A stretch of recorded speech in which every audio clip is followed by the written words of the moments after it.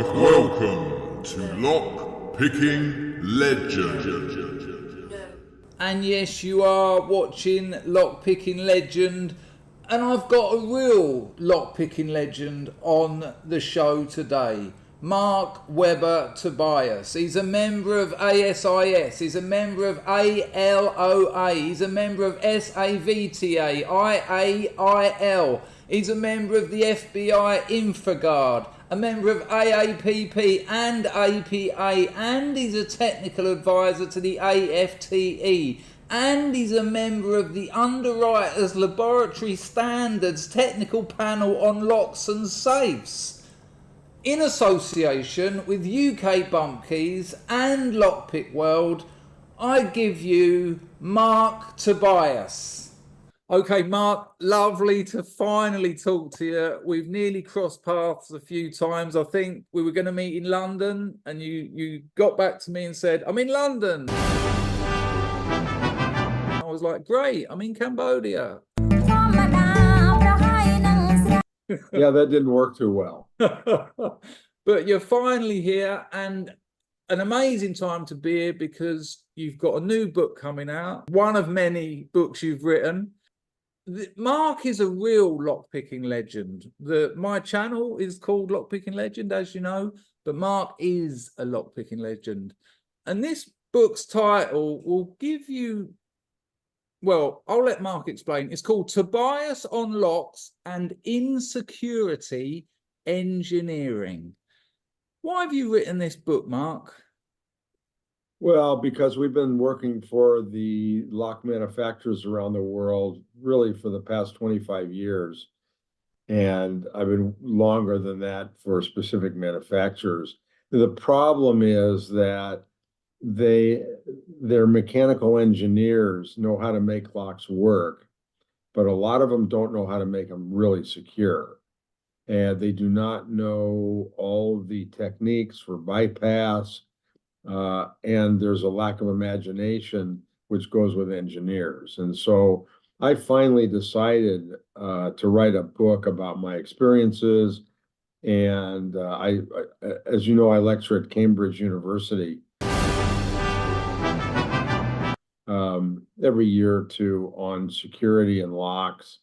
And it was suggested by Ross Anderson, really, who wrote the book called Security Engineering on the cyber side, that it might be a good idea. There's a real problem with lock manufacturers worldwide as far as a lack of expertise in bypass techniques, both covert, forced, and hybrid, which is a mixture. And this is why locks can be opened, and this is why everybody likes your site.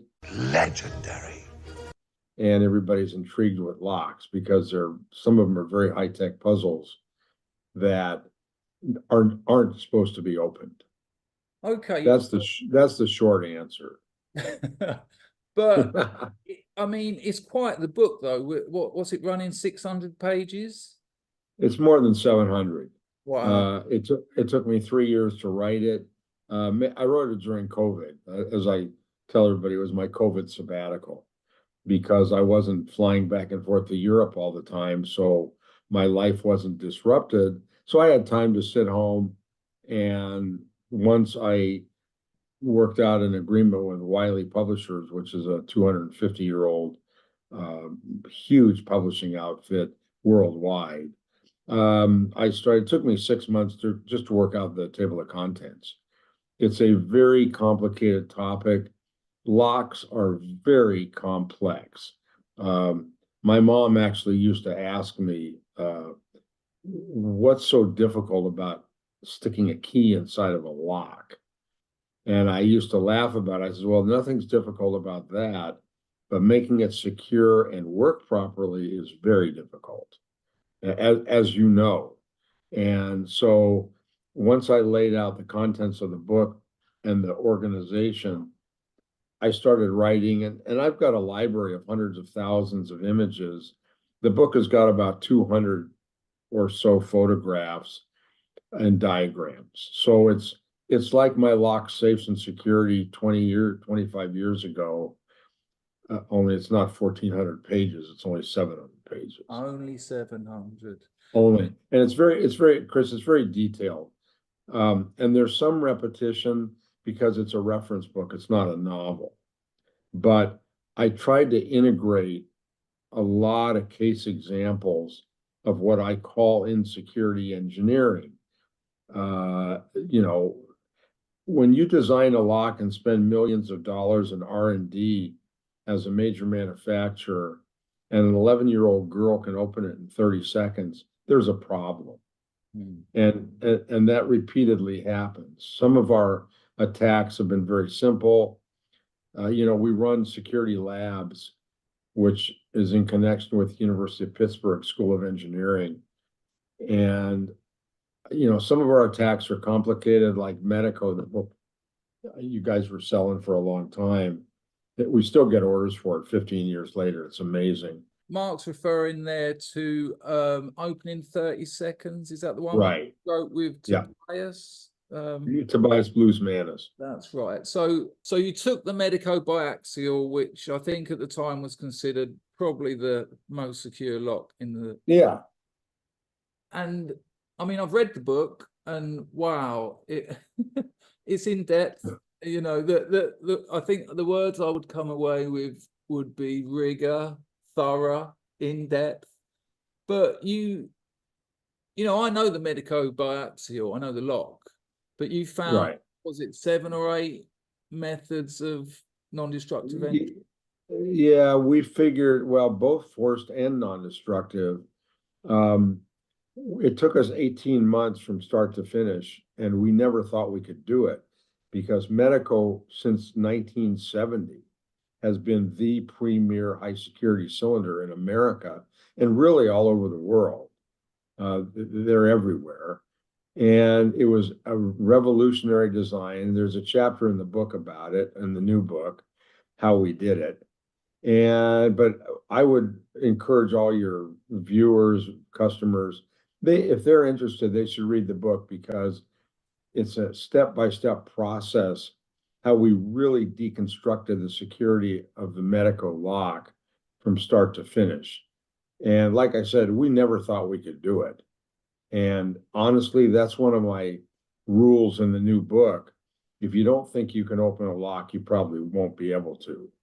There's a lot of attitude involved and persistence in doing what we do. And sometimes we can't, but Medeco was a real target. And as you know, what prompted it, in 2006, they announced that their locks were bump proof. And that was a big red flag. And I called one of my colleagues at Medeco and I said, you guys shouldn't be saying that because we're going to figure out how to do it, which we did. And ultimately, just to sum up, we figured out how to make 4 keys that we could pick or bump all of their non-master key locks in the world. Intermission. I just wanted to interrupt to make sure you got the gravitas of what Mark just said then. After their 18-month investigation into what was the most secure lock in America at the time, the Medeco biaxial M3, Mark had 4 keys that would get them into every Medeco biaxial M3 in the world, apart from master keyed systems, but that's understandable. It's absolutely outrageous. And back to the show. No. They thought we were nuts. And Wired magazine did a huge article about us in 2009. And everybody finally figured out, oh gosh, maybe these guys do know what they're talking about. and by the way, Medeco is updated. The biaxial was the old one. Then they updated to the M3, which had a secondary slider, which we figured out how to bypass in about 30 seconds with a paper clip. Legendary. It really wasn't designed for security. It was for key control and to create virtual keyways. But it also impacts security, and the fact that we could open it, bypass it with a paper clip was not, it wasn't visibly very good. Oh. And now they've come out in 2022 with the M4, which is the latest version. It's very clever. I mean, seriously clever. They use side bit milling, and they combine that mechanically with a sidebar. It's a very clever adaptation, and it's a good lock. It corrected a lot of the problems that we found in the biaxial and M3. So, you know, I would highly, if anybody that's looking at putting in Medeco cylinders, I think that's what they ought to put in now. I think that's what's available. And what's that, the Medeco M4? It's the M4. Okay. And, you know, is it perfect? No. I don't know of any lock that's perfect, but it's pretty good. Okay. That's what I would say. That's good information. Always good to know. We went off a tangent a little bit there because of me. Right. But you were describing insecurity engineering. Is that connected to the security via obscurity angle on lock manufacturing? Well, not exactly. I mean, I created the term insecurity engineering for the industry when enough design engineers and risk managers and law enforcement read the book, they'll start using that term. Insecurity engineering is really what it is. When a lock manufacturer and a vulnerability assessment team design a lock, and it can be easily compromised, that's insecurity, and it was engineered that way. The problem is they don't pick it up. They don't see that because no lock manufacturer wants to produce a product that's not secure.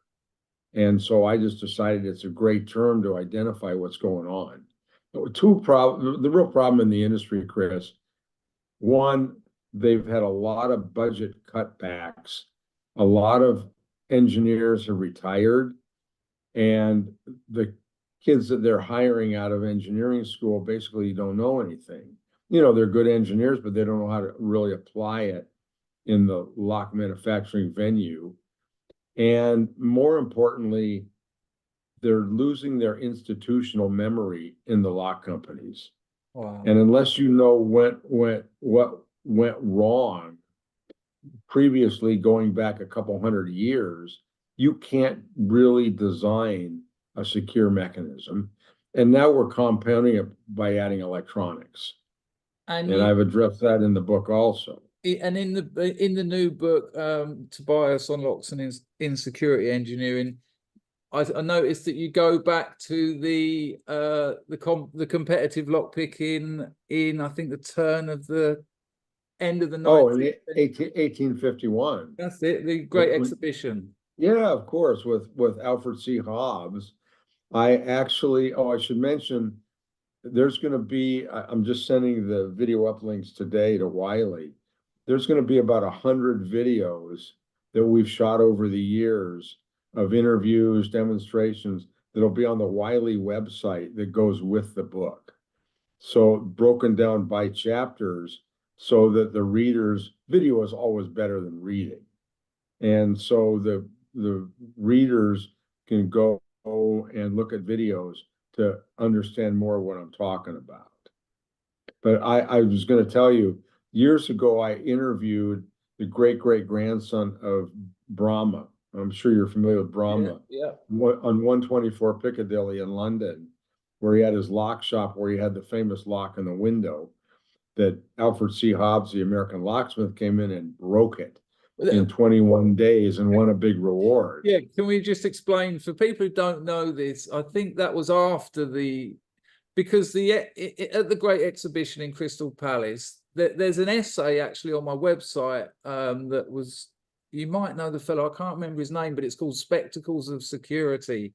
And he talked about how competitive lockpicking stole the show at the 1851 Great Exhibition. You know, there's all these things going on, but competitive lockpicking, and he put his, Brahma, is it? Who put his, he put it's that shop, I used to just live just down near that shop on Rupert Street in Soho. He put a lock in his window, and it was like, if you can essentially pick this lock, here's a reward. And Thingy Bob came over and done it. Well, nobody had done it for 60, 70 years. It was the impregnable lock in England. What was that lock still called? Can you remember offhand? I remember it from that article. No, I think it's just called the Brahmin. I don't know if it had a specific name. And so you suggested earlier that those problems that were in lock manufacture then have carried on to the present day. Well, they always will, because the problem is like 9/11 in America. Nobody could figure out that you could fly airplanes into buildings. It was a lack of imagination. We had a congressional inquiry and a report, as a matter of fact, and that's the problem. Everybody's guided by the standards. Underwriters Laboratory, Builders Hardware Manufacturer, VDS, British Standards Institute. Everybody thinks the standards are the end all, and they're not. They're really guidelines, and frankly, more for forced entry and endurance, and environmental impact than covert entry. And so a lot of lawyers have told me, well, we're not liable for anything because our locks meet the standards. So what? They're guidelines. The way we open a lot of locks are outside the standards. They're not addressed. And so they don't cover. And so that's the problem. And the other problem in standards, I've been a member of the UL technical team for locks and safes for 15 years. The standards are not updated very often, and there's no reward for the guys that test locks for certification if they can figure out how to break the lock or compromise lock. One of my colleagues hates the term break, so I keep using it. That's the problem. There's no reward. There's no incentive for the people that test these locks to certify them, either at a factory, because there's a lot of self-certification, or for UL or BHMA, the labs. So they follow the guidelines within the standards. One of the criteria is a 5-year certified Aloha locksmith.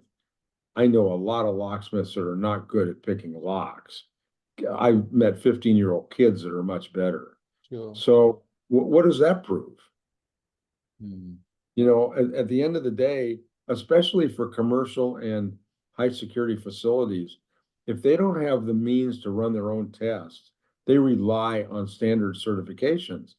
And one of the chapters in the new book is called My 3T 2R Rule, which really is an index of security for locks.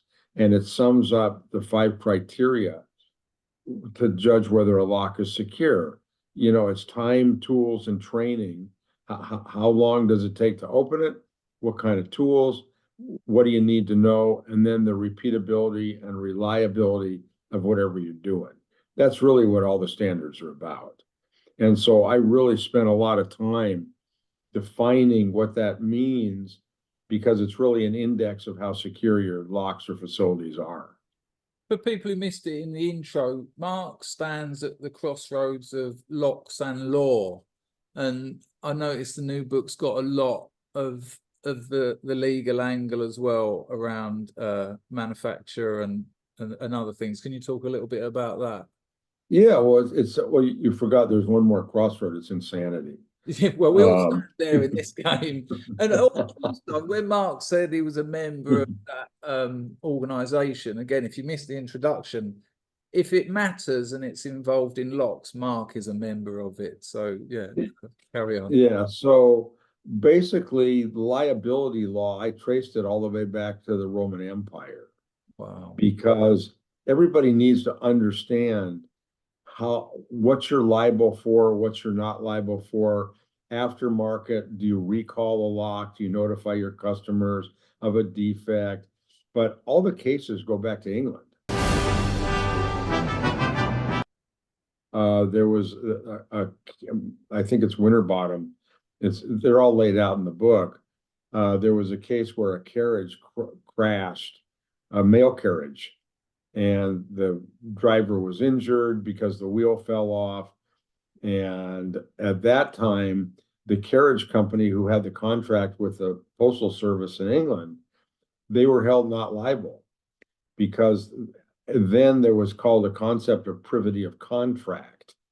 And the driver didn't have a contractual relationship with the mail carrier or the people that made the wagon. And so I traced how this evolved to current day. I didn't want to write a legal textbook, Sure. but engineers need to understand where this all started and what they can be liable for, not only in product liability, but also in misrepresentation, in fraud.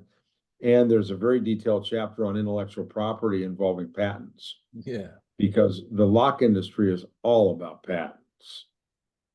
And they need to understand what that means, what the criteria is for patents, and how they can defeat their own patents before they even file them. So can you explain that? So how does that work? That sounds absurd, essentially. Or is Well, that not exactly. patent? First of all, they changed the rules in America about 20 years ago. It used to be the rule was criteria was first to invent, got the patent, assuming it met the patentability criteria. Now it's first to file. So even if you were the inventor, the guy that files an application and first to file is probably going to get the patent. Wow. That's a real problem if you have design engineers talking to third parties, and those third parties go and file a patent application. And so I in the book, I cautioned everybody, here's how you can screw up your patent filing. Or if you publish something. Yeah. Because if it's in the public domain, you don't get a patent. And people are proud of what they've invented, something new. As humans, we like to speak about these things, and yeah, of course, it sinks ships. Or that's a big problem. I remember in 2006, I started putting videos on YouTube bumping locks, and there was a new lock released. I'm not going to mention the company because, in fairness, I think nowadays they actually make some of the best locks in England, some of them. But they released this new lock, and I thought, oh, that looks interesting. I'll see if I can bump it. And I ordered 3, and I used my UK Bump Keys email. Right. The fella rang me up, and he said, I will sell you these locks. He said, but can you not put anything on YouTube for about 6 months because we're waiting for certification and other things like that. It was a peculiar conversation to have. I kind of understood him, but I also didn't, because you touched on it a few minutes ago, that in England, I think that kite mark is something like the lock, a 3-star British kite mark is something like the lock will withstand 3 minutes of destructive and a destructive attempt or something. So I don't know why me bumping it would affect him getting that, but I can understand why he might have got the shivers a little bit and would have preferred me not to have put that video out. Well, this was when I introduced lock bumping to America in 2006. I wrote a couple white papers, gave a lot of lectures, and was on television a lot all over the country. So hang on, so this is interesting, because that was the day I just mentioned. That's when I started. I saw it exploding. So you lit the fuse of the bumping explosion in 2006. I did in America. Barry Wells and Tool and a fellow in Germany. Sorry, Mark. Again, for people who don't know, Tool it's spelled with 3 O's. It's the Open Organization of Lockpickers. Barry Wells. Yeah. Is that Holland or Germany? I think it's Holland, is it? Yeah, it was Nock was the locksmith in Germany. I think Klaus maybe. Tool is no longer in existence, I don't think, but everybody moved on. But they walked down the street with a television camera and opened about 25 businesses. Whack, whack, whack. Yeah. And that really got everybody going. But I perceived the problem in America. I met with a lot of manufacturers. They all laughed about it. They said, well, this isn't a problem. You can't do this, which is a typical answer. And so I did a lot of television, as I noted, and it's the first thing you think about to secure your home and family, your lock. Much to my surprise, Marc Tobias, attorney and world-renowned security expert, showed me how very quickly my house could be broken into by a special master key. This is a standard 5-pin lock. There you go. Oh my gosh, you got into my house. This quick and easy lock-picking technique is used when opening a pin tumbler lock. A threat because 95% of us have those locks on our doors. By bouncing the pins for an instant, you create a condition where the lock is really unlocked if you turn it. I got every reporter or correspondent, either on network, to open locks on camera. Yeah. Which that really got everybody going. And so then all the manufacturers started scrambling. But in the interim, the best, lock manufacturer in America, Medeco, which is the subject of our other book, they announced our locks are bump proof. And then they took that back and said, well, they're virtually bump proof. And I said, well, what the hell does that mean? It's, well, they're virtually resistant. That's it. And get that in England. Yeah. Yeah. And they filed a trademark for bump proof. And then they withdrew that trademark when we found it in the trademark office, which was the final nail in the coffin. And I tell you what, there's still a lot of locksmiths in America that don't believe that Medeco locks can be bumped open. Are they easy to bump open? No, not unless you know what you're doing. Yeah. But Barry Wells had a competition with Tool somewhere in Europe, probably the Netherlands, and they had a lot of lock pickers opening locks in various times. My partner, who worked for the largest Medeco lock shop in Miami, Tobias Blues-Manis, his best time is 23 seconds. To bump the axial. Oh, a high security at a government facility in Miami. And when he showed the supervisor that you could take any key for any office to set the sidebar properly and then pick the lock conventionally, they could not believe it. And it presents real security threats. But like I said, Medeco has introduced their M4 last year. And we were somewhat involved in the design or development of that.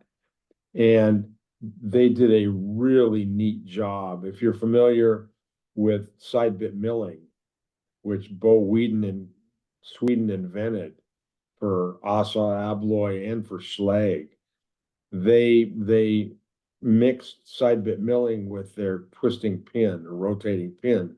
They did a really neat job mechanically. And so, like I said, they rectified a lot of the problems. They updated their code, so our 4 keys are not as reliable as they were. But it's really a good read, as you know. And the important thing is the methodology that we went through to figure out how to compromise the system. Mark, have you noticed over the last, 20, 30 years, you say that Medeco involved you in the M4, the newer version. Right. Have manufacturers, have you noticed a change in manufacturers willing to work with people like you over the last 20, 30 years? Or has it just been a question that the internet come along, the information's out there, so they need to, or maybe a bit of both of that? Well, first of all, I'd question, what does quote people like you mean? You know what I mean. They're more willing. They figured out because of hacking on the cyber side that there's a lot of people out there that have a lot of talent. Unfortunately, most of the lock manufacturers think that the premise only invented here applies. You know, they think they're the only ones that know all about their mechanical designs. And as it turned out for Medeco, they didn't. There was an embedded design defect that was there for 25 years that, you know, when they finally figured it out, it cost them a lot of bad press, publicity, and sales.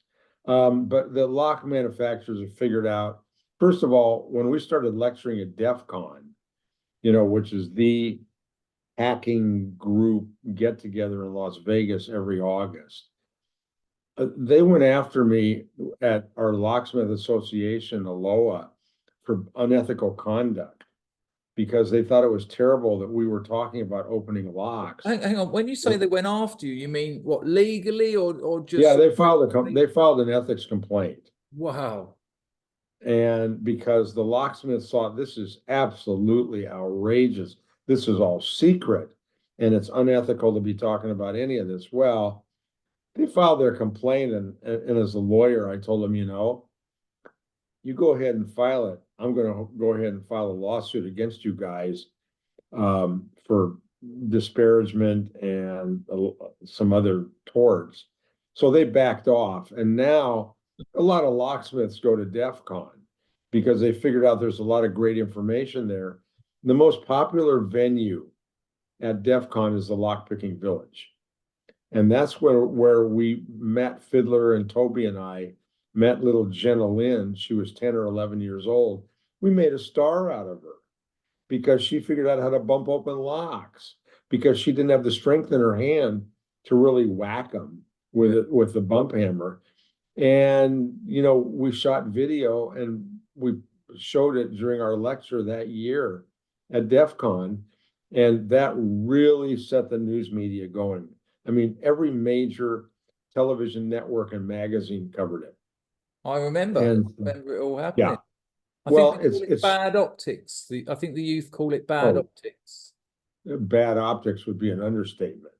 It was, well, you don't remember the NBC Today show, which was the premier morning program with Matt Lauer. NBC, which is probably the largest network in America, they took me to two very upscale multi-million-dollar houses in New Jersey and had me walk up to the door and open them in 5 seconds. And the owners were standing there, you know, and the owners were saying, well, our locksmith told us that the deadbolts are secure. And as I noted, yeah, and you can Google that video on our YouTube channel or our website. I said, yeah, the deadbolts are secure, but the locks that control the deadbolts may not be. And that's the problem. And it always has been the problem.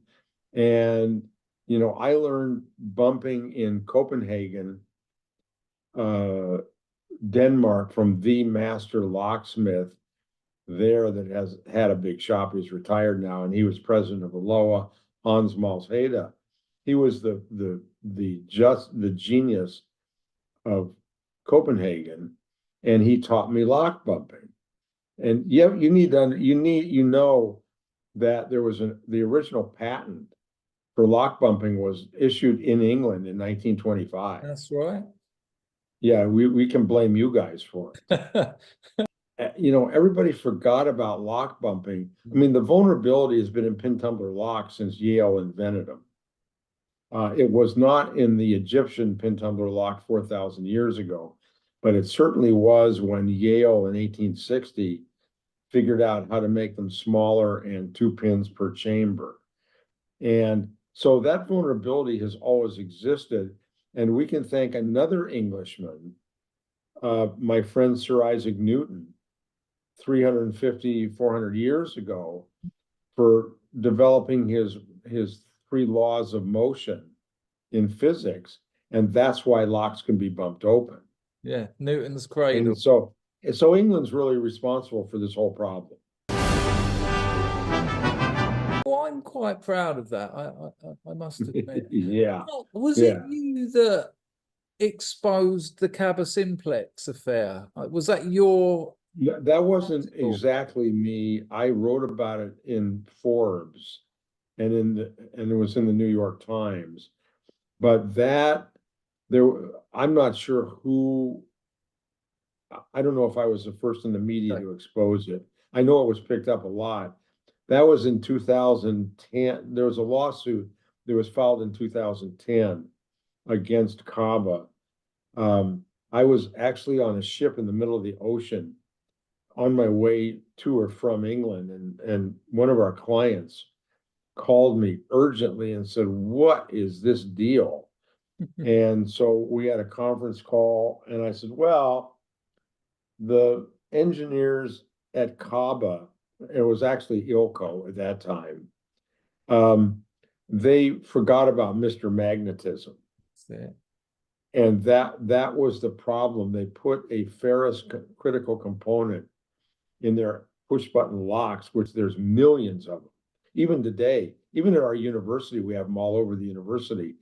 So there's this ferrous component, and if you took a strong magnet and put it next to the component on the outside of the lock, it's open. You just do the lever, it's open.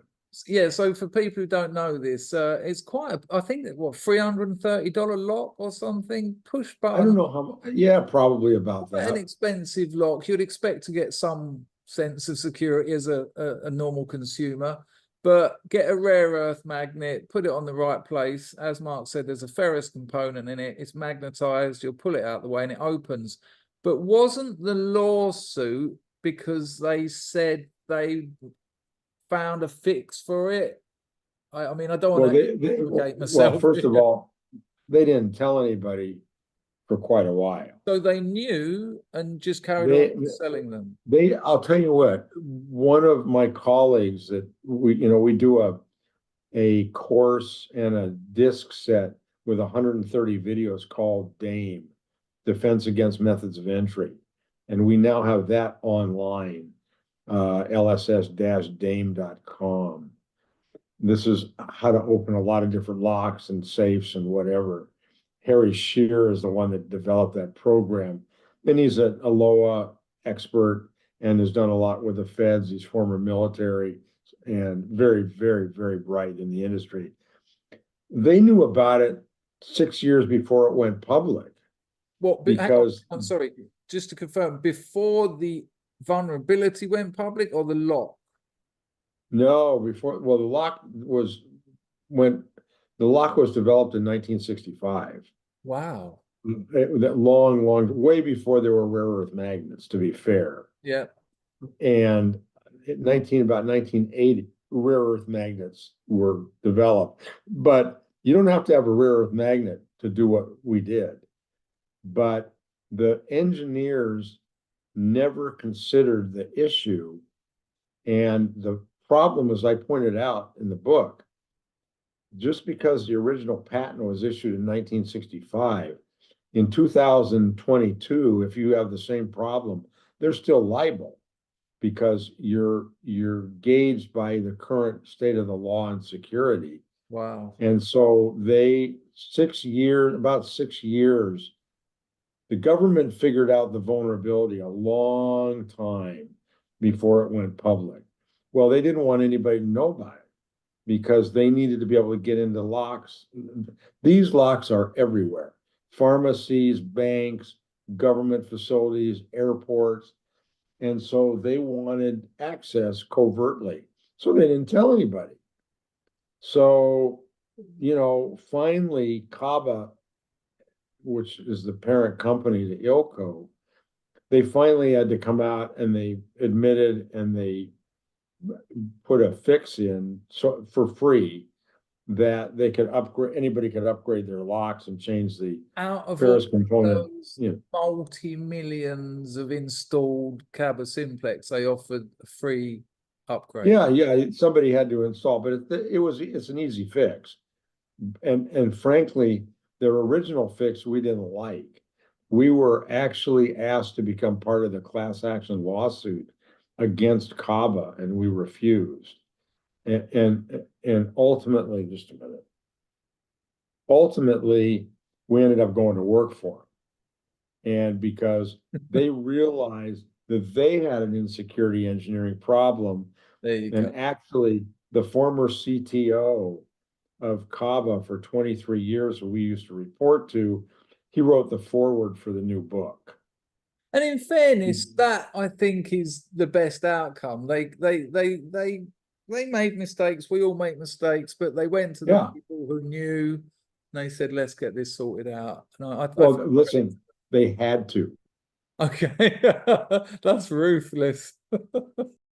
Oh, that's just great. The keen-eyed among you will notice that Zoom decided to freeze at this part of the presentation.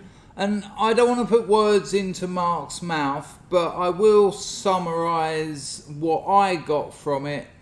Essentially, Kaba had to go to the likes of Mark, had to go to security experts, people who knew about insecurity engineering, just to show that they're doing the right thing regarding the lock that they sold for years and years and years, knowing it had a very simple vulnerability. So I'll put a little transition in now, and we're on the home stretch. So if you have got this far, give us a like, and if you're not subscribed, that would be nice. Check out some of our shorts as well. They're incredible. Legendary. Tobias on Locks and Insecurity Engineering. Who's this book for, and what are they going to get out of it? It's primarily for design engineers, for crime labs, risk managers, law enforcement, locksmiths. Really, if you look at the book in a little different way, it's a manual on how to reverse engineer locks to identify potential vulnerabilities. It's a good read as far as, what can go wrong, but for any covert entry teams, for anybody that wants to analyze or figure out what can go wrong with locks that they're looking at, hopefully it's all in the book. I tried to make it as comprehensive as possible, but that's really the primary audience. Okay, Mark, it's been an absolute pleasure. On the off chance you get out to Cambodia, where who goes to Cambodia? I just want to know how the food is. The food is, people think it's going to be like Thai food, but because of the war here, the Khmer Rouge and all that, right, they haven't. You go to Thailand and people think if it's got pineapple and coconut in it, it's Thai food, which isn't Thai food. Thai food's almost unbearable because it's so much chili. If you go to Isan, which is on the Lao border, sort of, well, Golden Triangle is the best geographical way of telling you where it is. I mean, I went up there and here's your food, and okay, I'll try it. Yeah, and egg soup, and it's even the locals find it hot, and so for someone like me who's got I don't really want to go into describing my tongue, but you know what I mean. It's a soft palate compared with right. But Cambodian food is still very much Cambodian, but there's plenty of places to eat westernized food out here. Well, I was in Thailand a couple months ago, and but it was a wedding, so they had all these exotic foods, and I just had Thai food for dinner last night at a restaurant, and it was fine, but I have no idea. I've never been to Cambodia. This was the first time I was in Thailand, and I'd had enough of their traffic in about 10 minutes. Yeah, I mean, luckily for me, there's a 24-hour supermarket 5 minutes on my scooter. And so because of the time difference with most of my staff, I tend to work late, and I'm a writer as well. So I work late into the night, so I can get onto my scooter. At 3 o'clock in the morning, there's no traffic. It's a lovely empty road drive to the supermarket. I do that twice a week. But yeah, if you're on a scooter, it's actually all right. It's if you're in a car and you've got It's impossible. Yeah. And Yeah, no, it's impossible. The traffic where we were at in Thailand, I think it's just worse than New York, and that's saying something. Where in Thailand were you? the capital. Okay, up in Bangkok. Yeah, it's In Bangkok. carnage up there for sure. Well, the problem is, Delhi, which I go to in India, the traffic is insane, but it's chaotic. It's not orderly. And everybody knows how to drive. In Bangkok, it's, you can't move. It's just, it's gridlock. Yeah. And, we were lucky to be able to walk from our hotel to where we wanted to go. But, it took an hour to get from the airport to our hotel. Intermission. Well, it was at this point I decided you didn't really need to hear me and Mark talking about our travels around the world. I hope you've enjoyed this video. I hope you've got something from it. There's a link to Mark's new book and Mark's older book, The Open in 30 Seconds, in the description of this video. Go and check them out. We've got them in Lockpick World and UK Bump Keys. And I'd like to thank Mark again for coming on and having a very interesting chat. Mark, congratulations on the book. Hopefully we'll meet in the flesh one day. Look after yourself, and thanks for doing this interview. It's been a real pleasure. Hey, buddy, thanks a lot for doing this. Yeah, take care, Mark. Okay, buddy, thanks a lot. No.